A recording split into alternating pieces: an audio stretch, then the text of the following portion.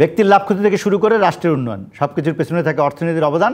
সেজন্য দরকার আর্থিক হিসাব নিকাশ আর অর্থনীতির চুলচেরা বিশ্লেষণ। আর এই বিশ্লেষণ নিয়ে ডিবিসি নিউজের সাপ্তাহিক আয়োজন অর্থনীতি সংলাপ নিবেদন করছে RICL TMX। আজ শনিবার রাত 10টায় আমরা হাজির হই প্রতি শনিবার এই সংলাপে। আর আজ আপনাদের সাথে আছে আমি প্রণব সাহা। অর্থনীতি সংলাপে আজকের বিষয় নাশকতায় অর্থ বাণিজ্যের ক্ষতি পোষাবে কীভাবে, এ বিষয়ে আলোচনা। আজ আমাদের সাথে স্টুডিওতে আছেন ব্র্যাক ব্যাংকের স্বতন্ত্র পরিচালক ফারুক মনিউদ্দিন। আপনাকে স্বাগত আমাদের এই আলোচনা অনুষ্ঠানে। দর্শক, আমাদের সঙ্গে আরও আছেন BGME এর সাবেক সভাপতি ও বাংলাদেশ আওয়ামী লীগের শিল্প ও বাণিজ্য বিষয়ক সম্পাদক মোহাম্মদ সিদ্দিকুর রহমান। স্বাগত আপনাকে। দর্শক, আমাদের সঙ্গে স্টুডিওতে আরও আছেন ইস্ট ওয়েস্ট ইউনিভার্সিটির অর্থনীতি বিভাগের সহযোগী অধ্যাপক জনাব পারভেজ করিম আব্বাসী। স্বাগত আপনাকে। ধন্যবাদ। দর্শক, স্বাগত আরেকবার। আপনারা দেখলেন শিরোনাম। আমরা আছি RICL TMX নিবেদিত অর্থনৈতিক সংলাপে। আমাদের আজকের বিষয়ে নাশকতায় অর্থ বাণিজ্যের ক্ষতি পোষাবে কীভাবে। আমরা একটু শুরুতেই আমি ফারুক মনিউদ্দিন আপনার কাছে যেতে চাই। আমাদের এই কয়েকদিনের ঘটনা আমরা সবাই জানি, সেটা তো আমাদের রাজনৈতিকভাবে বিশ্লেষণ হচ্ছে, সব কিছু আমরা জানাচ্ছি। কিন্তু আমরা অর্থ বাণিজ্যের যে ক্ষতি হলো, বিশেষ করে আমরা দেখলাম ব্যাংক বন্ধ থাকলো, অর্থনীতির সকল চাকাই একরকম বন্ধ। এটা কারফিউর কারণে, এটা নাশকতার কারণে, এটা ক্ষয়ক্ষতির কারণে। কালকে থেকে আমরা একটু স্বাভাবিকতা আশা করছি। গত বুধবার বৃহস্পতিবারও ছিল অল্প সময়ের জন্য, কিন্তু কালকে 10টা থেকে ব্যাংক শুরু হবে এবং মোটামুটি সরকারি অফিস আদালত 9টা থেকে 3টা পর্যন্ত যদি চলে। তারপরে কিন্তু সীমিত সময় এবং তার আগে পিছিয়ে কারফিউ থাকবে, সেটাও একটা বড় ব্যাপার। এই যে ব্যাংকের এবং অর্থনীতি, আমরা শিরোনাম হতে দেখলাম যে ধার নিয়েছেন অনেক ব্যাংক, চলছে বাংলাদেশ ব্যাংক থেকে নিয়ে। এই ক্ষেত্রে অর্থনীতির ক্ষতিটা কোন দিক থেকে হলো এবং সেটার পোষানোর উপায়টা যদি একটু বলেন ফারুক মনিউদ্দিন। ধন্যবাদ। প্রথম কথা হচ্ছে যে গত কয়েকদিনের যে অচল অবস্থা ছিল তাতে তো ক্ষতি তো হয়েছে। সেটা হচ্ছে সাময়িক ক্ষতির কথা যদি আমরা ভেবে থাকি, সেটা খুবই সত্যিকার অর্থে সাময়িক ছিল। বাংলাদেশ ব্যাংক থেকে ধার নেওয়া সেটাও সাময়িক ছিল, কারণ ব্যাংকগুলোর কাছে তখন সেই পরিমাণ নগদ অর্থ তারল্য ছিল না। সেটাকে আমি খুব গুরুত্ব দিচ্ছি না। কিন্তু মূল বিষয় যেটির নিয়ে আমরা আশঙ্কিত হতে পারি, আমাদের শঙ্কা যেটা আছে সেটা হচ্ছে, দেখেন আমরা কিন্তু কোভিডের সময় দীর্ঘ সময় কিন্তু এই যেহেতু ব্যবসা বাণিজ্যের একটা মারাত্মক ক্ষতি হয়েছিল, সেটা অনেক লম্বা সময়ের জন্য অচল অবস্থা ছিল। আমরা সেই ক্রাইসিস কিন্তু কাটিয়ে উঠেছিলাম, সত্যিকার অর্থে ক্রাইসিস কাটিয়ে উঠেছিলাম এবং খুব ভালোভাবেই আমরা চলছিলাম। আসলে আমরা যেভাবে ট্র্যাকে উঠে আসা সেটা হয়েছিল। কিন্তু এখন যে ঘটনাটা ঘটলো নজিরবিহীনভাবে যেটা ঘটলো, সেটা খুব অল্প সময়ের জন্য, কিন্তু এটির ফলাফল কিন্তু আরও সুদূর প্রসারী হবে। কারণ করোনার সময় যেটা হয়েছিল সেটা সারা বিশ্বব্যাপী যেটা ছিল সেটা হয়েছে, সেটা সারা পৃথিবী এক্সপিরিয়েন্স করেছে, আমরাও করেছি। সুতরাং সেখান থেকে উত্তরণের জন্য সরকারের অনেক প্রণোদনা ছিল, কিছুটা সফল, কিছুটা পুরোপুরি সফল না হলে তার একটা ভালো ফলাফল পাওয়া গিয়েছিল। এখন যেটা দেখা গেছে, অল্প এক সপ্তাহ খানেকের যে একটা ডেভেলপমেন্ট যেটা হলো, সেই ডেভেলপমেন্টটা কিন্তু আমরা যেটা দেখতে পাচ্ছি না। আমাদের আশঙ্কা হচ্ছে, এখন তো আমরা কাটিয়ে উঠলাম মোটামুটি, আপনারা একটু আগে নিউজে বললেন যে স্বাভাবিক হয়ে আসছে, কালকে রোববার থেকে আরও একটু বাড়বে ইত্যাদি ইত্যাদি, কিন্তু বিষয়টা সেখানে নেই। বিষয়টা হচ্ছে যে আমাদের যেটি দেখতে হবে, এই যে অল্প কয়েকদিনের অভিঘাতে যে একটা ক্ষতি হয়ে গেল, খুব এটা সুদূর প্রসারী ফলাফল আছে। কিন্তু আমাদের সিদ্দিক ভাই হয়তো বলবেন যে পরে, যে আমাদের সবচেয়ে বড় যে সেক্টর গার্মেন্টস সেক্টর, সেইটার উপরে কী অভিজ্ঞতা আসছে। কারণ কথা হচ্ছে যে আমরা যতটুকু জানি বিভিন্নভাবে বিদেশে এটার বিরুদ্ধে প্রচারণা চলছে। সেদিন মাননীয় প্রধানমন্ত্রীর অফিসে আমাদের ব্যাংকার এবং ব্যবসায়ীদের সাথে যে বৈঠক ছিল, সেখানে একজন বললেনই যে অনেক দেশ থেকে বলা হচ্ছে বাংলাদেশের বিরুদ্ধে বিরূপ প্রচারণা চলছে, যে বাংলাদেশ থেকে যদি কেউ এখন ইম্পোর্ট না করে, কারণ বাংলাদেশের স্টেবিলিটি নেই ইত্যাদি ইত্যাদি। এই জাতীয় প্রচারণা হয়তো অরাজনৈতিক, কিন্তু রাজনৈতিক প্রচারণাও চলছে। সুতরাং এখন যেটা যে সামলানো যাবে কীভাবে যেটা বলছেন, সেটার জন্য আমাদেরকে আসলে সত্যিকার অর্থে খুব সাবধানে পা ফেলতে হবে। আমরা যে ক্রান্তিকালের মধ্যে দিয়ে যাচ্ছি, বিভিন্ন জিও পলিটিক্যাল বলেন, রাজনৈতিক বলেন, সব কিছুর ব্যাপারে আমরা এমন একটা অবস্থায় আছি যেখানে খুবই সাবধানে পা না ফেললে সামনে এই যে কাটানোর বিষয়টা কিন্তু আমাদের হাতের বাইরে চলে যাবে। এইটা এখন সাবধানে পা ফেলতে হবে। আমাদের যারা যেসব ইন্ডাস্ট্রি ক্ষতিগ্রস্ত হয়েছে, এবং সবচেয়ে বড় কথা হচ্ছে যে আমাদের বিদেশি যে ভাবমূর্তি, সেটাকে ফিরিয়ে আনার জন্য কী কী করা যায়, সেটা সরকারের তরফ থেকে, সিদ্দিক ভাইদের মতো উদ্যোক্তা যারা আছেন তাদের তরফ থেকে বিভিন্নভাবে সর্বব্যাপী একটা প্রচারণা চালাতে হবে, যাতে আমাদের এই যে ভাবমূর্তিটা নষ্ট হয়েছে গত কয়েকদিনে, সেটা যদি আমরা ফিরিয়ে আনতে মানে পারি। ভাবছেন, আপনি বলতেছেন যে টাকা পয়সার অঙ্কের হিসাবে যে ক্ষতি, তার থেকে ইমেজের ক্ষতিটা বড়, ইমেজের ক্ষতিটা অনেক বড়, সেটাই কিন্তু সেটা টাকা পয়সার সুদূরপ্রসারী হবে। ক্ষতির চেয়ে অনেক বড় বেশি ক্ষতি কিন্তু এটা, এবং সুদূর প্রসারী। টাকা পয়সার ক্ষতিটা এখনই চোখে দেখা যাবে, যেটা ঘটছে। এই যে আমাদের এখান থেকে অনেক হয়তো দেখা যাবে যারা এই যে আমাদের সাইবার ইয়েতে ই কমার্স ছিল, কিংবা বাইরের যেসব জিনিস আসতো, সেগুলো এখন শুনছি নেপালে চলে যাচ্ছে। আমি কিছুদিন আগে জানি যে আমাদের এখান থেকে একজন বোর্ড মেম্বার, তিনি টয়োটা কোম্পানির বোর্ডে বসেন। তিনি এখান থেকে জুমে বোর্ড মিটিং করতে না পারে তিনি ব্যাংকক চলে গিয়েছেন। ইন্টারনেট নাই। সুতরাং এই যে আমরা যে ইন্টারনেটের উপর খুব বেশি নির্ভরশীল হয়েছে, এটা এখন বোঝা যাচ্ছে যে আমরা কি পরিমাণ ডিজিটাল হয়েছিলাম বা কি পরিমাণ আমরা ইন্টারনেট নির্ভর হয়েছি। তো সুতরাং এইগুলো কাটানোর জন্য সত্যিকার অর্থে একটা সত্যিকার ভালো ঠান্ডা মাথায় একটা পরিকল্পনা দরকার। তার মানে একটা পরিকল্পনা করে এগোতে হবে। আপনি যেটাকে সতর্ক পদক্ষেপের কথা বলছেন, রেটোরিক্স না, মানে কথার জন্য কথা না, কাজে, এটা কাজে পরিণত করতে হবে। সিদ্দিকুর রহমান, আপনি যদি বলেন, আপনি সরাসরি এই বাণিজ্যের সঙ্গে যুক্ত আছেন, রাজনীতির সঙ্গে যুক্ত আছেন, আওয়ামী লীগের অর্থ বাণিজ্য সম্পাদক, এই যে আমি এখন আসলে কত ক্ষতি হলো, তার থেকে কিভাবে আমরা এটাকে কাটিয়ে উঠবো, সে ব্যাপারে আপনাদের পরামর্শ কি? ফারুক মনিরুদ্দিন যেমন বলেন যে সতর্কভাবে পদক্ষেপ নিতে হবে এবং একই সঙ্গে এটাকে একটি ভালো পরিকল্পনা করে এগোতে হবে, খালি বক্তৃতা দিয়ে হয়তো হবে না। সেখানে আপনার মতামতটা যদি জানতে চাই। ধন্যবাদ আপনাকে।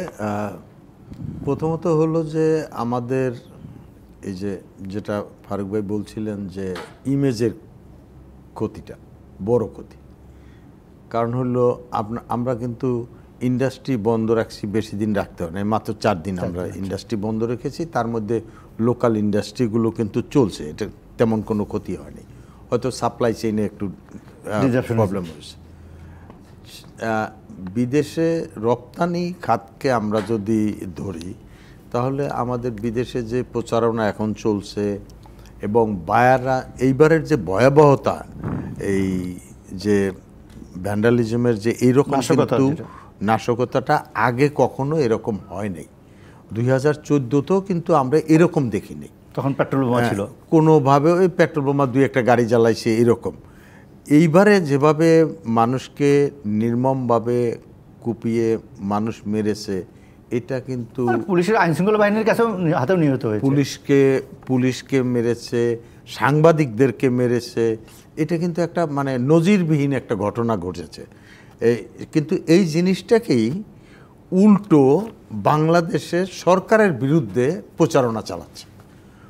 মারা গেছে পুলিশ, মারছে সাংবাদিক, মারছে সাধারণ জনগণকে, শিক্ষার্থীরা মারা গেছে, ছাত্রও মারা গেছে, ছাত্রও মারা গেছে। কিন্তু তারা তো যে অবস্থা হয়েছিল তার জন্য, কিন্তু সেগুলোর জন্য আপনার উল্টা প্রচারণা চালানো হচ্ছে সরকারের বিরুদ্ধে। তার কারণ হলো, আপনি জানেন যে গত ইলেকশনের আগের থেকেই আমাদের দেশের বিরুদ্ধে বিভিন্ন রকমের প্রচারণা ছিল এবং আমরা জিওপলিটিক্যালি আমরা কিন্তু একটা চাপের মধ্যে সবসময় ছিলাম, এখনও আছি। ইলেকশনের পরে মোটামুটি একটা কিন্তু সহজ হয়ে আসছিল, জনজীবনও সব কিছু ঠিক ছিল। কিন্তু এই অবস্থার মধ্যে এই ঘটনাটায় আপনি যেটা বলছেন যে আমাদের সবচেয়ে বড় সমস্যা হলো যে ইমেজ ক্রাইসিস। এটাকে যদি আমাকে উদ্ধার করতে হয়, তাহলে সবাইকে মিলে একত্রে কাজ করতে হবে। তার জন্য সবচেয়ে আগে যেটা দরকার হবে, যেটা পররাষ্ট্রমন্ত্রী হাসান মাহমুদ সাহেব অ্যাম্বাসেডারদেরকে নিয়ে ঘুরিয়ে দেখিয়েছেন, এটা একটা অনেক কাজ হয়েছে। মাননীয় প্রধানমন্ত্রী নিজে সব জায়গায় ভিজিট করতেছেন, সবাই দেখতেছে। এই একটা কাজ করতে হবে এবং পররাষ্ট্র মন্ত্রণালয়কে সমস্ত অ্যাম্বাসিকে ইমিডিয়েটলি সেই সব দেশে দেখাতে হবে যে হ্যাঁ কী হয়েছিল, তাদেরকে বোঝাতে হবে যে আসলে ঘটনাটা কী এবং কেন হয়েছে, কারা করেছে, এর পিছনে কি উদ্দেশ্য ছিল। এই জিনিসগুলো যদি আমরা ঠিকমতো বোঝাতে না পারি, শুধুমাত্র যদি আমরা এখানে বসে বলি, তাহলে তো লাভ হবে না। আমি জানি যে আগামীকাল বিডাতে আবার ব্যবসায়ীদের সহ একটা বৈঠক হবে, সেখানে কি কোনো পরিকল্পনা করা সম্ভব যে কীভাবে সমন্বিতভাবে বিদেশে এই ভাবমূর্তি উদ্ধারের ব্যাপারে এবং এখানে যা ঘটছে, উৎপাদন বন্ধ ছিল না, আপনি বলবেন মাত্র কয়েকদিন, বা ইন্টারনেটটা হয়তো ফিরে আসছে, সেইটার কোনো পরিকল্পনা করা যাবে কিনা? না, বিডা তো একটা, কে নেতৃত্ব দিবে এই পরিকল্পনা, যেটা ফারুক মনিরুদ্দিন? এটা আমি মনে করি যে সবচেয়ে বেশি কাজ হলো পররাষ্ট্র মন্ত্রণালয়। আচ্ছা, কারণ পররাষ্ট্র মন্ত্রণালয়ই তার এমবেসিগুলো সারা পৃথিবীতে, আমাদের যে যাদের সাথে সম্পর্ক আছে, ব্যবসা বাণিজ্য আছে, সেখানে আমাদের এমবেসিগুলো আছে। তাহলে পররাষ্ট্র মন্ত্রণালয়কেই তাদেরকে কাজে লাগাতে হবে এবং আমাদের অ্যাম্বাসেডারদেরকে ঠিক আগের মতো ওইভাবে কাজ না করে, আমাদের কিন্তু অ্যাম্বাসেডারদেরকে অনেক দুর্নাম আছে যে তারা কিন্তু ওইখানে গিয়ে ঠিকমতো সেইভাবে কাজ করে না এবং তাদের কিন্তু জবাবদিহিতাও খুব একটা নাই। কয়েকদিন আগে প্রধানমন্ত্রী ইকোনমিক ডিপ্লোমেসির কথা বলছিলেন। হ্যাঁ, ইকোনমিক ডিপ্লোমেসি তো সবচেয়ে বড় ডিপ্লোমেসি এখন, কারণ বাকি ডিপ্লোমেসি যে পলিটিক্যাল ডিপ্লোমেসি তো এখন মাননীয় প্রধানমন্ত্রী নিজেই করতে পারেন।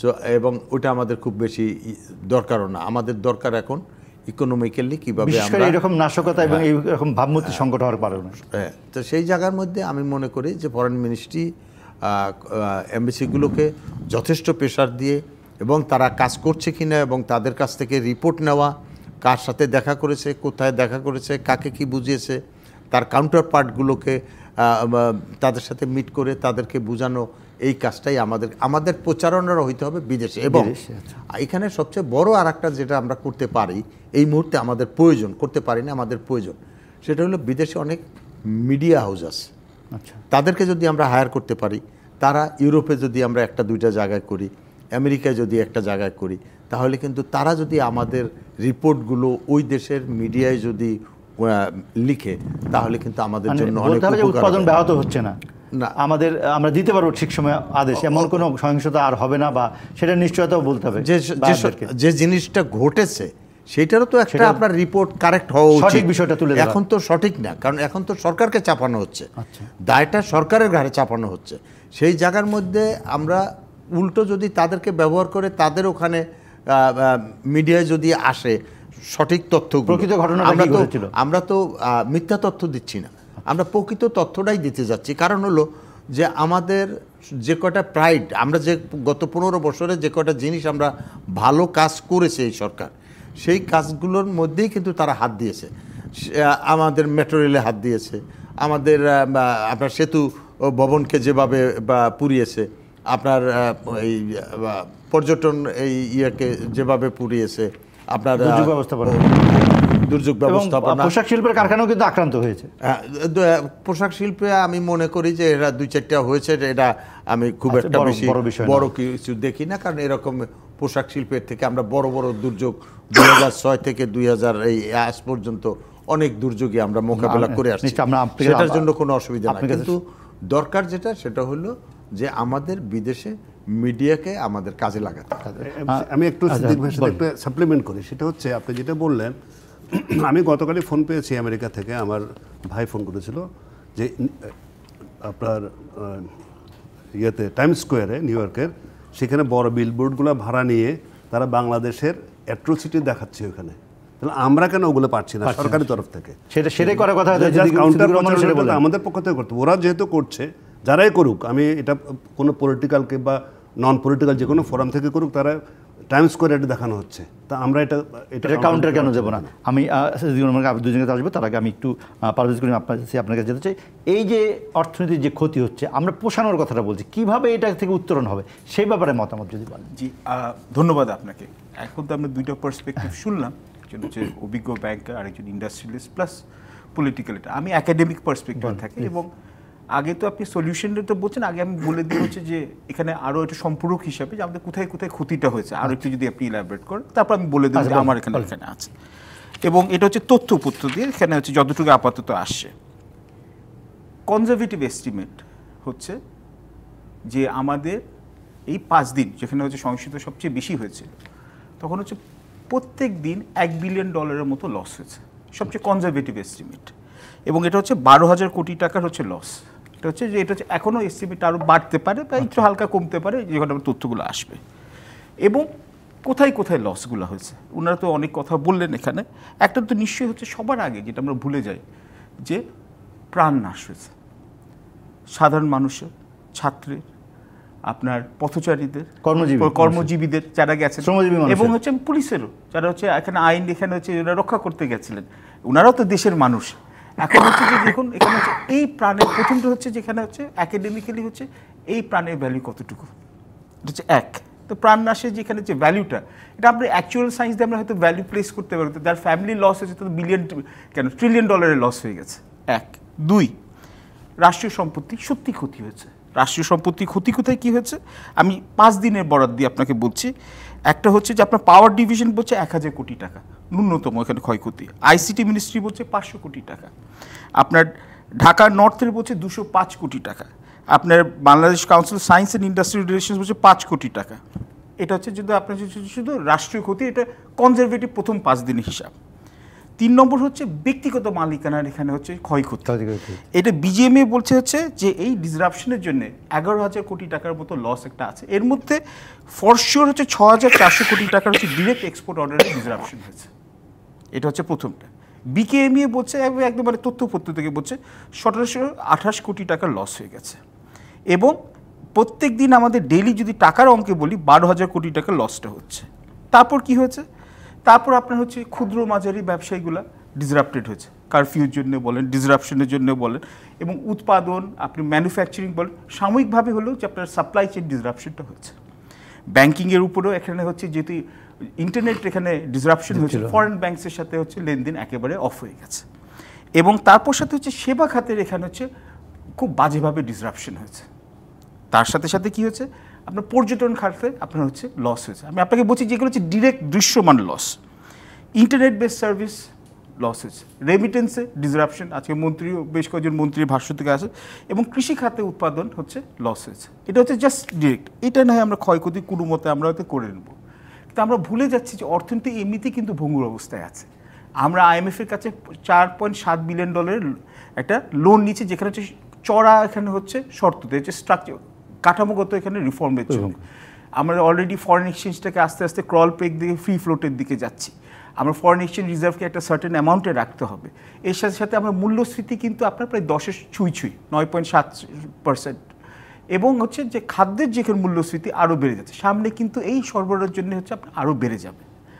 এখন ভবিষ্যতে কি সমস্যা হবে, ভবিষ্যতের সমস্যা আমি যেখানে এখান থেকেই বলছি, কারণ এটা তো আমাদের দেশের এখানে আছে। দেশের ক্ষতিটা কোথায় হচ্ছে, গার্মেন্টস ইন্ডাস্ট্রি যেটা তাদের 85% হচ্ছে যে আমাদের রপ্তানি নিয়ে আসে, এটা কিন্তু ডিরেক্টলি এখন চ্যালেঞ্জ ফেস করছে। অলরেডি কিন্তু আপনার রেড সিতে হুতিদের জন্য যেটা হয়েছে কি, আমরা কিন্তু রেড সিতে যেতে না পারে কেপ অফ গুড হোপ দিয়ে সাউথ আফ্রিকা যেতে চাই, 3,500 কিলোমিটার কিন্তু আমাদের হচ্ছে ডিস্টেন্সটা বেড়ে যায়, এবং ট্রান্সপোর্টেশন কস্টটা বেড়ে যায়। এখন আমাদের এতগুলো চ্যালেঞ্জের মধ্যে, এবং আমাদের ডেট সার্ভিসিং কিন্তু বেড়ে যাচ্ছে, এলডিসি গ্র্যাজুয়েশনের সাথে এটা বাড়বে। প্রথম জিনিস যেটা হচ্ছে, এবং সঙ্গে সঙ্গে ব্যাংকিং খাতের হচ্ছে, আমি জানি সবাই জানি, আমি আপনাকে কনটেক্সটে বললাম, আমি আপনাকে শুনলাম, আমি একটু এটার সমাধানটা আমি বলছি সেটার জন্য আপনাকে দিয়ে শুরু করবো। তার আগে একটা ছোট বিরতি নিয়ে এসে আমাদের সময় হয়ে গেছে। RICL TMX নিবেদিত এই অর্থনীতি সংলাপে একটি বিরতির পরে এসে আমরা আবার আলোচনা করব নাশকতার কারণে অর্থ বাণিজ্যের ক্ষতি পোষাবে কীভাবে। স্বাগত আরেকবার RICL TMX নিবেদিত এই অর্থনীতি সংলাপে। আজকের বিষয় নাশকতায় অর্থ বাণিজ্যের ক্ষতি পোষাবে কীভাবে। আমি জানতে চাই যে আসলে এখন অল্প দিনের ক্ষতি, যেটা ফারুক মনিউদ্দিন বললেন যে 2 বছর কিন্তু করোনা ছিল, কিন্তু তার থেকে সেটা আমরা কাটিয়ে উঠেছি 2 বছরের মধ্যেই, কিন্তু 7 দিনে যা হয়েছে সেটা কাটাবো কীভাবে আমরা। প্রথমত হচ্ছে যে একটা হচ্ছে ল অ্যান্ড অর্ডার সিচুয়েশন, এটা হচ্ছে প্রথমে, কেন সরকারের প্রথম দায়িত্ব হচ্ছে যানমালের সুরক্ষা দেওয়া। তো যান ও মালের সুরক্ষা দেওয়ার জন্য যে মানুষের কাছে আস্থাটা, এটা অর্জন করতে হবে। কেন আপনি দেখুন, একটা হচ্ছে আমরা টকশোতে আসছি, উনি একটা পলিটিক্যাল পার্টির সাথে আছেন, উনি বলতেই পারেন, তো সাধারণ মানুষের যখন এই আশ্বাসটা পাবে, যেটা আস্তে আস্তে যেখানে এখানে হয়, তখন একটু দেশে একটু হলেও অবস্থাটা উন্নতি হবে। 2, ভেরি ইম্পর্টেন্ট, ব্যবসায়ীদের আস্থা। কেননা ব্যবসায়ীরা হচ্ছে যে ঝুঁকি নিয়ে হচ্ছে ওরা হচ্ছে ওখানে পুঁজিটা এখানে হচ্ছে বিনিয়োগ করেন। এখন তারা যদি যদি এরকম হচ্ছে যে এইরকম ইকোনমিক ক্রাইসিসের মধ্যে, ক্রাইসিস না থাকলে আমি IMF লোন নিতাম না, সবচেয়ে ইম্পর্টেন্ট কথা, এটা ভুলে যাই বারবার। এই সময় যদি এখন যদি মনে করেন যে ওনাদের বিনিয়োগে যদি এখানে আমরা নিশ্চিত না করতে পারি, তাহলে কিন্তু আমাদের থেকে এখানে আমাদের এখানে বিনিয়োগকারীর এখান থেকে যে বিদেশি বিনিয়োগ তো আসবেই না, ইমেজের যেটা এখানে সংকটের কথা আছে। কেন আমরা তো খবর পেয়েছি যেখানে যে মালয়েশিয়ানরা তারা চার্টার প্লেন করে তাদের 200 জন নাগরিক নিয়ে চলে গেছে, তো ভবিষ্যতে ওদের কাছ থেকে কী বিনিয়োগটা করবো? এটা তো হচ্ছে যে এটা হচ্ছে আমাদের ভবিষ্যতে আমি কথা চিন্তা করছি, দেশ তো সবার, আর এই দেশ ছেড়ে তো আমরা কোথাও যাবো না। তো এখন হচ্ছে এইটা হচ্ছে একটা জিনিস। 3 নম্বর হচ্ছে কি, আরও ইম্পর্টেন্ট হচ্ছে আমাদের দেশের সবচেয়ে বড় আমাদের হচ্ছে মানে ইম্পর্টেন্স হচ্ছে আমাদের মানব সম্পদ। মানব সম্পদের মধ্যে সবচেয়ে ইম্পর্টেন্স কি, আমরা চাইছি হচ্ছে দক্ষ মানব সম্পদ করার জন্য, এবং এটার জন্য সবচেয়ে বড় হচ্ছে যে ইনগ্রিডিয়েন্ট হচ্ছে ছাত্ররা। তো ছাত্রদের সাথে আমাদের যে ভুল বুঝাবুঝি হয়েছে, যে দুঃখজনক ঘটনা ঘটেছে, আপনি এখন যে পক্ষ থেকে হয়তো বলবেন, কিন্তু আমি যে দেশের নাগরিক হিসেবে বলবো ছাত্রদেরকে যে এখানে কোটার যে এখানে এটা মেনে নেওয়া হয়েছে, আমরা কিন্তু মূল জিনিসটা এখানে করতে হবে যে ছাত্ররা কেন হচ্ছে যে বিসিএস কোটার দিকেই যায় বা বিসিএস সরকারি চাকরির দিকে যাচ্ছে। তার মানে কি তার মানে আমাদের যেভাবে হচ্ছে কর্মসংস্থান হওয়ার কথা ছিল সেরকম হয় না। এবং এটা কিন্তু বাংলাদেশ ব্যুরো অফ স্ট্যাটিস্টিক্সের ডেটা থেকে, মন গড়া কথা থেকে না, যে আপনি যদি স্নাতকোত্তর হন বা স্নাতকোত্তর হন তাহলে কিন্তু আপনার বেকারত্বের হার কিন্তু জাতীয় এখানে অ্যাভারেজের চেয়ে হাই। এটা হচ্ছে যে চলে আসে। তার মানে হচ্ছে আমাদের যে সরকারি এবং বেসরকারি বিশ্ববিদ্যালয়, বিশেষত সরকারি বিশ্ববিদ্যালয়তে যে আপনার যে দক্ষতা দরকার, কর্মদক্ষতা দরকার চাকরিতে, যে আপনাদের এখানে যে আপনার যে এমপ্লয়ার্সে চান ওটা হচ্ছে না, বিদেশ থেকে বিনিয়োগ করে আনতে হচ্ছে। এবং 2 হচ্ছে বেসরকারি খাত সবচেয়ে বেশি এখানে হচ্ছে অর্থনৈতিক এখানে হচ্ছে প্রণোদনা জোগাড় করে, জব ক্রিয়েশন করে। তাহলে বেসরকারি খাতের দিকে মানুষের আগ্রহটা নেয় কেন, এন্টারপ্রেনারশিপ কেন হচ্ছে না? এবং আরেকটা জিনিস যেটা হচ্ছে যে এটাকে করতে হবে হচ্ছে কি থ্রু ওপেন ডিবেট। আপনি এখানে যদি গায়ে জোরে করেন তাহলে কিন্তু কিছুদিন আপনি সাময়িক সুবিধা পাবেন, কিন্তু এটা কিন্তু ইট উইল বি ব্লোন। এবং আমরা জানেন যে আমরা এখানে গ্লোবাল মিডিয়ার যুগে আছি, ইন্টারনেট সাময়িকভাবে শাটডাউন হয়েছে, আবার এখানে করবে। কিন্তু এই যে একবার একটা বাজারে যে একটা সারা বিশ্বের বাজারে যে দরবারে যেখানে আমাদের যে অনেকগুলো ভালো অ্যাচিভমেন্ট যখন প্রশ্নবিদ্ধ হয়ে গেল, এটাকে দূর করতে সময় লাগবে। এবং আমাদের দরকার হচ্ছে কাঠামোগত পরিবর্তন। কাঠামোগত করে যদি পরে আমাকে সময় দেন দাদা, আমি এটা বিষয়টা আলাপ করব। সিদ্দিকুর রহমান যদি বলেন এই পরিকল্পনার কথা, যদি ফারুমউদ্দিন বলছি, আমরা আসলে দূরবর্তী বিষয়টা হলো যে কর্মসংস্থান, তারুণ্যের যে কর্মশক্তি আমাদের আছে, এবং আমরা তরুণ জাতি, যদি আমরা মানে ডিভিডেন্টের কথা বলি তাহলে আমরা কিন্তু তরুণ জাতি, বেশিরভাগই আমাদের তরুণ। 6 কোটি হয়তো আমাদের শিশু এবং বৃদ্ধ, বাকি 12 কোটি হলো আমাদের একদম তরুণ যারা কাজ করতে পারে। সেই তরুণ সমাজের কাজের ব্যবস্থা না করলে কিন্তু কোনো কিছু দিয়ে মেক আপ করা যাবে না। এবং এই যদি বিদেশের কাছে ভাবমূর্তি খারাপ হয়, যদি বিনিয়োগ না আসে, আপনিও যদি বিনিয়োগে উৎসাহ হারাই ফেলেন, মানে দেশি উদ্যোক্তাদের কথা বলছি, তাহলে তো আমাদের এই সমস্যাটা সমাধান হবে না। সেক্ষেত্রে করণীয়টা কি? সেটা কিন্তু একটা আপনার কিন্তু আছে, মাননীয় প্রধানমন্ত্রীর আন্ডারে একটা কিন্তু স্কিল ডেভেলপমেন্ট কিন্তু কমিটি কিন্তু আছে। সেই কমিটিটা যেহেতু মাননীয় প্রধানমন্ত্রীর অফিস এটা দেখাশোনা করে, সেটাকে আরও তথ্যবহুল হওয়া দরকার, এবং কোন জায়গায় কখন কোন কাজটা করতে হবে সেই জিনিসটা হওয়া দরকার। সেই জিনিসটা কিন্তু হচ্ছে না। এটা আমরা দীর্ঘদিন ধরেই বলে আসতেছি। 2010-এ আমি বিজিএমের ভাইস প্রেসিডেন্ট ফাইন্যান্স ছিলাম, 9-10-এ। তখন থেকেই আমরা কিন্তু চিঠির মারফতে কিন্তু বিভিন্ন ইউনিভার্সিটিকে দিয়েছি। ধরেন আমাদের সেক্টরে তখন আমরা লোক পাইতাম না, যার জন্য আমরা বলছি, এবং পরবর্তীতে 2011-তে গিয়ে কিন্তু আমরা ইউনিভার্সিটি করলাম, এবং আমাদের ইউনিভার্সিটিতে প্রায় 6000 স্টুডেন্ট বের হয়, এবং আমাদের লোকজন আমাদের আর আমাদের কিন্তু শুধু যে ইন্ডাস্ট্রিতে লোক লাগে তা কিন্তু না, আমাদের এখানে বায়ারদের, ব্র্যান্ডদের বিভিন্ন অফিস আছে, সেখানে কিন্তু তাদের লোক লাগে, এবং তারা ইন অ্যাডভান্স তাদের ডিমান্ডটা দিয়ে দেয়, এবং আমরা সেই অনুযায়ী কিন্তু তাদেরকে সাপ্লাইটা দিই।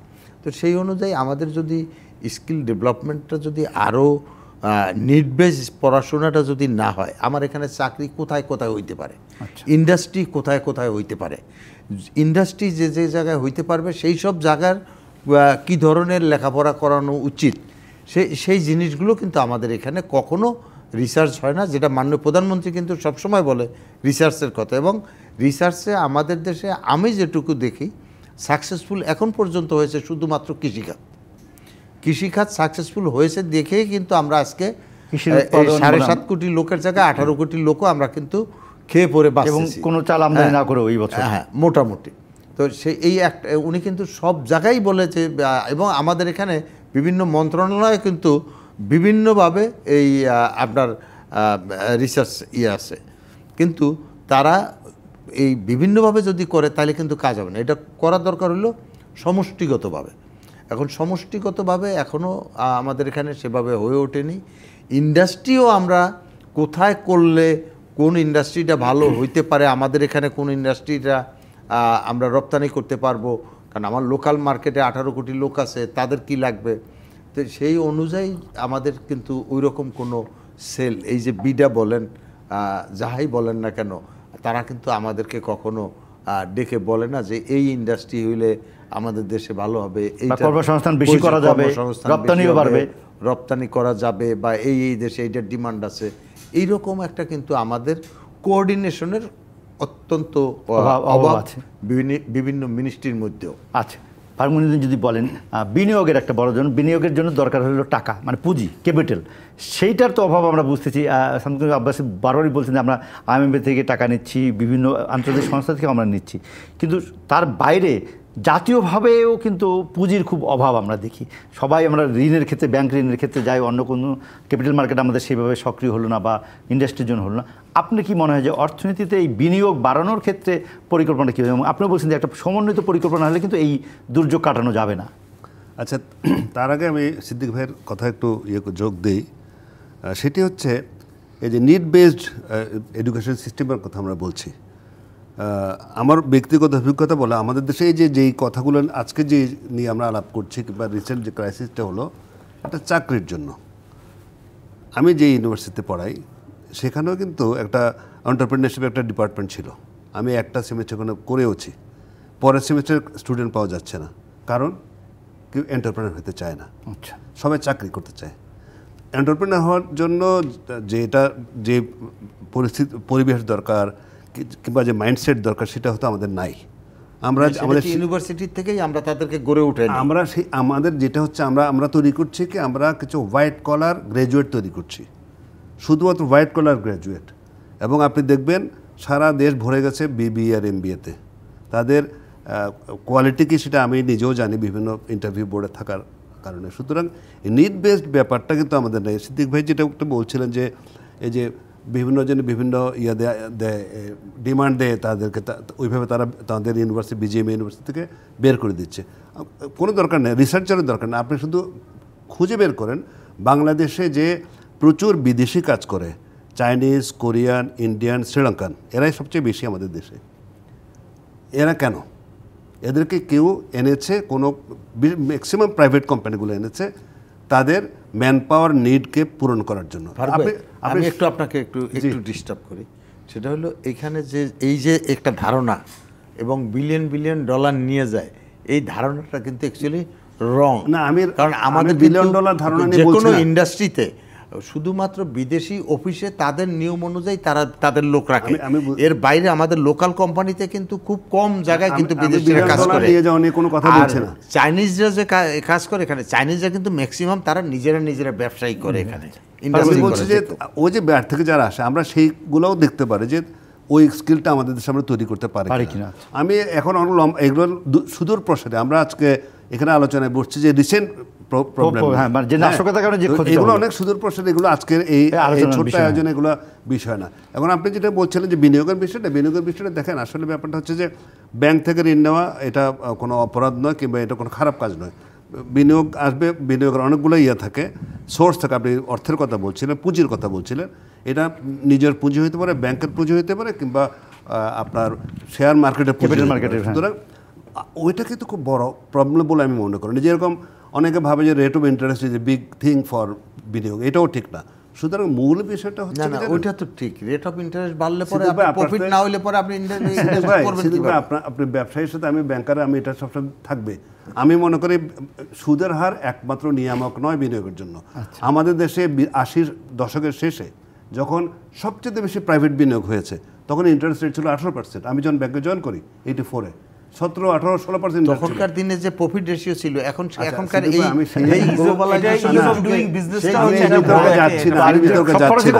আমি বিতর্কে যাচ্ছি। আমি শুধু একটা কথা বলতে চাই যে এই ধারণাটা ভুল যে সুদের হার বেশি হলেই বিনিয়োগ হয় না। এই সংকট মোকাবেলাটাও যদি আমরা যেটা এই সংকট মোকাবেলার জন্য আপনার পুঁজির সমস্যা কোনো নাই। প্রথমেই বলেছে সংকট যে কোথায়, সেগুলো আমাদের আগে অ্যাড্রেস করতে হবে। আসলে পুঁজির সংকট আমাদের দেশে নাই। ব্যাংকগুলোতে বসে আছে পুঁজি সাপ্লাই দেওয়ার জন্য। আমরা পুঁজির সংকট নাই। এই যে এখন যে নাশকতা হলো, তার ফলে যে ক্ষতি হলো, সেই ক্ষতি পোষায় নেওয়ার জন্য উদ্যোক্তা ব্যবসায়ীদের জন্য যে অর্থের যোগান দেওয়া হবে, সেটা কি অ্যাভেলেবল?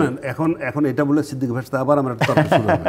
কারণ কথা হচ্ছে, আমরা সরকারের তরফ থেকে বিভিন্নভাবে দেখেছি, সরকার দিচ্ছে, কোভিডের সময় দিয়েছে, বিভিন্ন সময় তারা প্রণোদনে দিয়েছে, ক্যাশ অর্থ যাদের প্রয়োজন নেই তারাও পেয়েছে। আচ্ছা, এইটার কারণে হয়তো দেখা যাবে যে আরেকটা প্রণোদনা আসবে, হয়তো এটার কারণে দেখা যাবে যে আমাদের আপনার খেলাপি ঋণের সংখ্যা পরিবর্তন হয়ে গেছে, এটা হইতে পারে। এগুলো প্রণোদন, এগুলো যে পরোক্ষ প্রণোদনা হবে। আচ্ছা। কিন্তু এইটার জন্য যে বাড়তি পুঁজি লাগবে সেটা আমি মনে করছি না। বাড়তি পুঁজি তাহলে এই সংকট মোকাবেলাটা মূল কথা বলেছি আমরা, যে ক্ষতিটা হয়েছে অদৃশ্য ক্ষতি, সেটাই মূল। আর যেগুলো ক্ষতি হয়েছে, যেগুলো আপনার সরকারি প্রতিষ্ঠান ইত্যাদি, সরকারের প্রতিষ্ঠান, প্রাইভেট কারো তো আমরা আরেকটু আলোচনা করব। তার জন্য বিরোধী থেকে ফিরে এসে রাষ্ট্রের ক্ষতি হয়েছে, প্রাইভেট হোক আর সরকারি হোক, রাষ্ট্রের ক্ষতিটা দেশের অর্থনীতির ক্ষতি হয়েছে। আমরা আরেকটু আলোচনা করবো, তার আগে আরেকটা বিরতি। স্বাগত আরেকবার RICL TMX নিবেদিত এই অর্থনীতি সংলাপে। আমরা আলোচনা করছিলাম যে ক্ষতি হলো আমাদের নাশকতা, তার পোষাবে কীভাবে। ফারুক মনিরুদ্দিন, যদি আমি আপনাকে থামিয়েছিলাম, আপনি যদি খুব অল্প করে বলেন যে কী করা দরকার এখন। না, করা দরকার কিন্তু আমরা প্রথমে বলে ফেলেছি যে আমরা যে প্রথমে কিন্তু সমাধান দিয়ে শুরু করেছিলাম। এখন কথা হচ্ছে যে কিছু ব্যাপার আছে যে আপনি একটু আগে বলছেন পুঁজির সংকট, এগুলো আসলে কিছু নাই। মূল বিষয়টা হচ্ছে যে পরিবেশ তৈরি করা। আমরা জানি যে বিদেশি বিনিয়োগের কথা আমরা সবসময় বলি। আমরা জানি যে 2023 সালের পরে 14% বিদেশি বিনিয়োগ কমে গেছে আমাদের দেশে। এই বর্তমান রিসেন্ট ঘটনার পর আরও কিছু কী পরিমাণ কমবে আমি জানি না, কিন্তু অলরেডি লাস্ট ইয়ার থেকে এই বছরে 14% রিডিউস, বাড়ার বদলে এইবার আশঙ্কা হচ্ছে আরও বেশি পরিমাণে কমবে। সুতরাং এইটাকে আসলে এই পরিবেশটাকে কীভাবে ফিরিয়ে আনা যায় সেটি হচ্ছে সবচেয়ে বড় প্রায়োরিটি। সেটা বিদেশি বিনিয়োগ, বিদেশিদের কারণে আমি দেশি বিনিয়োগকারী এরকম ভয় পাবে বিনিয়োগ করতে, তাই না? অর্থের সমস্যা নাই, কিন্তু পরিবেশের সমস্যা আছে। এইটাকে তৈরি করতে হবে। এবং আমরা অনেক ওয়ান স্টপ সার্ভিস এইটা সেটা বিদেশিদের ব্যাপারে বলি, কিন্তু আমরা সেটা তো পারি নাই দিতে। আমাদের এতগুলো আছে যে সংস্থা আছে যে ওয়ান স্টপ সার্ভিস দেওয়া হচ্ছে ইত্যাদি, কিন্তু তাহলে বিদেশিরা আসে না কেন? সেটাও তো আগে তো দেখতে হবে যে কেন বিদেশিরা আসে না। এই জিনিসগুলোকে যদি আপনি যতক্ষণ পর্যন্ত এইগুলো অ্যাড্রেস না করেন, তাহলে আমরা হাজারো কথা বলে কোনো লাভ হবে না। শুধু আপনাকে যাই বলে না কেন কার্যে পরিণত করে দেখাতে হবে যে আমার পরিবেশ আছে। আমি বাইরে গিয়ে এই যে ভেরি রিসেন্টলি আমরা যে বিদেশ থেকে কিছু একটা ওই নিউ ইয়র্কে একটা করলো যে ওই যে আমাদের আপনার নন রেসিডেন্টদের জন্য কিছু ফান্ড যাতে ব্যাঙ্কগুলোতে রাখে, সেটা কিন্তু খুব বেশি কাজে আসে না। অফশোর ব্যাংকিংয়ের জন্য খুব কাজে আসেনি। ইট ওয়াজ এ ফেইলড মিশন। ওইখানে গিয়ে তারা জবাব দিতে পারে না। পরিবেশটাকে ঠিক করতে হবে, পরিবেশটা ঠিক করতে হবে, মানুষের আস্থাটা তৈরি করতে হবে। আব্দুল হাসিব যদি বলেন, আব্দুল হাসিব যদি বলেন, তাহলে এক্ষেত্রে করণীয়টা কি? এইবার কীভাবে আমরা দ্রুত এটা, এই যে নাশকতা হলো কিন্তু তারপরেও মানুষ ব্যবসা করতে পারবে, বিনিয়োগ আসবে, সেটার জন্য করণীয়টা যদি বলে দেন অল্প। প্রথমতই হচ্ছে যে সরকারের এখানে হচ্ছে যে মেসেজটা এখানে ট্রান্সমিট করতে হবে to all the stakeholders, যে একটা বড় একটা বিপত্তি হচ্ছে এবং হচ্ছে সরকার ইজ উইলিং টু লিসেন। যদিও আমি বিশ্বাস করতেও চাই এখানে হচ্ছে যে মানুষ যাতে এখানে হচ্ছে যে সাধারণ মানুষের মধ্যে বিশ্বাসটা আবার জন্মায়, এবং তরুণ প্রজন্মের সাথে যে ডিসকানেক্ট হওয়ার একটা সম্ভাবনা আছে, এই তরুণ প্রজন্ম ছাড়া কোনো দেশ এগোতে পারে না। তো ওরাই হচ্ছে আমাদের ভবিষ্যৎ প্রজন্ম। তো ওদেরকে নিয়ে ওদের যে বাংলাদেশের যে একটা হচ্ছে যে উন্নত দেশের যে একটা স্বপ্ন দেখা, ওদেরকে এই স্বপ্নের হচ্ছে শরিক হওয়ার জন্য আমাদের প্রথমত করা উচিত হচ্ছে অর্থনৈতিক ব্যবস্থার মূল্যস্ফীতি কমানো এবং কর্মসংস্থান করা, এবং হচ্ছে তরুণদের এবং সকল জনগণদের এই দলাদলি করা বন্ধ করে এখানে সবাই যে দেশের, এখানে আমরা একই জনগণ, আমরা যে সবাই বাংলাদেশি, আমরা যে সবাই বাঙালি, আমরা সবাই মিলে দেশের জন্য কাজ করার জন্য এখানে ওই স্পিরিট অফ ইউনিটিটাকে আমরা করতে হবে। ওর জন্য এনভায়রনমেন্টটা আগে করতে হবে। নাহলে কী হবে, আমি জাস্ট 30 সেকেন্ডে বলি, আমাদের কিন্তু মেধাক্ষরণ হবে, ব্রেন ড্রেন আরও বাড়তে থাকবে। কেন আমাদের সবচেয়ে যদি দেশের সবচেয়ে ভালো যে ছাত্রছাত্রীরা, আপনার ছেলে, ওনার ছেলে, আমার ছেলে বা মেয়ে, এরা যদি দেশ থেকে চলে যায় এই অবস্থা দেখে, তাহলে আমি কার জন্য করছি? এবং অ্যাজ এ রেজাল্ট আমার ইজ অফ ডুইং বিজনেস করার জন্য আমার এক্সিকিউটিভ রিফর্ম লাগবে, আমার লেজিসলেটিভ রিফর্ম লাগবে, জুডিশিয়ারি রিফর্ম লাগবে, এবং ব্যক্তিগত মালিকানার খাতে কি আপনি বলেন দেশি বিনিয়োগকারী কি বিদেশি বিনিয়োগকারী, ওদের সম্পত্তি এবং জানমাল এগুলো বিনিয়োগকে এটাকে সুরক্ষা দিতে হবে, এবং এটা হচ্ছে দীর্ঘস্থায়ী এখানে একটা পরিকল্পনা লাগবে। আসাদুর রহমান যদি শেষ করেন। সবচেয়ে আগে দরকার হলো দেশাত্মবোধ। আচ্ছা, আমার দেশের জন্য মায়া থাকতে হবে, নিজের নীতি নৈতিকতা থাকতে হবে। আমরা এখানে অনেক কিছু নীতি নৈতিকতা অনেক কিছু বলে যাব, কিন্তু আমার নিজেরই নীতি নাই, নিজেই অনৈতিক কাজ করি, তাহলে তো হবে না। নীতি নৈতিকতা ঠিক করতে হবে। এবং ওই তারল্য সংকট আপনি যে বারবার বলছেন, তারল্য কোনো সংকট নেই। কারণ হলো আমার যে এই যে অনাদায়ী যে ঋণ আছে এবং সেটাকে যে বারবার আমি রিশিডিউল করার সুযোগ দিচ্ছি, সেটা আমাকে দেখতে হবে যে আমার এখানে তাদের কি দেওয়ার মানে সুযোগ আছে কিনা, সে কি ইচ্ছাকৃত আর অনিচ্ছাকৃত ডিফল্টার আমরা তো দিন ধরে ব্যবসা করি, আমরা জানি যে অনিচ্ছাকৃত ডিফল্টার খুব কম এবং সেটা অ্যামাউন্টও খুব কম, কারণ সেটা নিয়ে কিন্তু আমাদের কোনো সমস্যা না। ইচ্ছাকৃত যে ডিফল্টার, যারা ইচ্ছা করে আর আমাদের এই ব্যাংকের টাকাগুলো ফেরত দেয় না, সেই জায়গাটায় এখন হাত দিতে হবে এবং এই জায়গা থেকে টাকা ফেরত আনতে হবে, ফেরত এনে এই দেশেই ইনভেস্ট করতে হবে। কারণ আমাদের তো ক্ষতি অনেক হয়েছে অলরেডি। সরকারের অনেকগুলো প্রতিষ্ঠানে যে আঘাতটা আনছে, এমনি আমরা বাজেটে অনেক পিছিয়েছিলাম, ব্যাংক থেকে লোন নিতে হবে। তাহলে সেই জায়গার মধ্যে যদি এই টাকাও আদায় না করে যদি আমরা রিশিডিউলই করতে থাকি, তাহলে তো আমাদের এই টাকা কোত্থেকে আসবে? আমি যদি অনেক অনেক উচ্চ সুদে যদি বিদেশ থেকে ঋণ নেই বা তাহলে তো আমাকে সেগুলো তো ফেরত দিতে হবে। তাহলে আমার নেক্সট জেনারেশনের ঘাড়ে আমি কি রেখে যাচ্ছি? ঋণের বোঝা রেখে যাচ্ছি। তো সেই জায়গার মধ্যে আমার যে লোকাল যে ইনভেস্টররা আছে, যারা আমরা টাকা দিচ্ছি না ইচ্ছা করে, আমাদেরকে অবশ্যই এই আইনের আওতায় এনে এই টাকাগুলো আদায় করার ব্যবস্থা করা দরকার। সরকারকে একটা কঠোর পদক্ষেপ অর্থনীতির ক্ষেত্রেও নিতে হবে, অর্থনীতির ক্ষেত্রেও নিতে হবে, আইন শৃঙ্খলার ক্ষেত্রেও নিতে হবে, অবশ্যই নিচ্ছে সেটা। এবং আইন শৃঙ্খলার ক্ষেত্রে নিতে গিয়ে যেন এরকম আমরা দুরবস্থায় না পড়ি, আগে বুঝায়া তারপরে আমাদেরকে ব্যবস্থাটা নিতে হবে। আপনাদের তিনজনকে ধন্যবাদ, কৃতজ্ঞতা আমাদের ক্ষমা জানান। দর্শক, আজকের মতো বিদায় নিচ্ছি RICL TMX নিবেদিত এই অর্থনীতির সংলাপ থেকে। দেখা হবে আগামী শনিবার। 24 ঘন্টা থাকুন ডিবিসি নিউজের সঙ্গে।